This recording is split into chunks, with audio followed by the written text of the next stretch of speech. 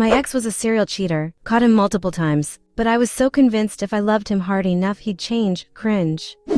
It escalated to these two women showing up at our house or my job, looking for him, some gloating about their relationships with him. This lasted a single week. I'll round back to this. Ex and I were very sexually active, up to 3 times a day. All of a sudden, he wouldn't go near me. It was so weird because normally if I said no, I'd be read the riot act. And I stayed. Cringe. He vehemently refused to have sex with me, refused to touch me at all, which was nice, don't get me wrong, but so abnormal. He then asks me if I can start sleeping in the guest room, because he drools a lot. Huh? That goes on for a solid month. He's not leaving the house as much. He's not blowing up as much, not hitting the bar like he used to, and I'm just so confused. One morning, there's a ton of knocking on my door. So this is confusing. It's my ex's best friend's brother's girlfriend. She looks so rough and upset. So we sit on our porch and talk, and she asks how much of a hit my relationship with ex has taken. I have no idea what she's talking about. I tell her how he's completely closed himself off. And we don't even sleep in the same bed anymore, but I don't know why or what happened. She starts having a panic attack and calls her boyfriend. She starts crying that I probably have it. And I'm like, well, what is happening? Have what?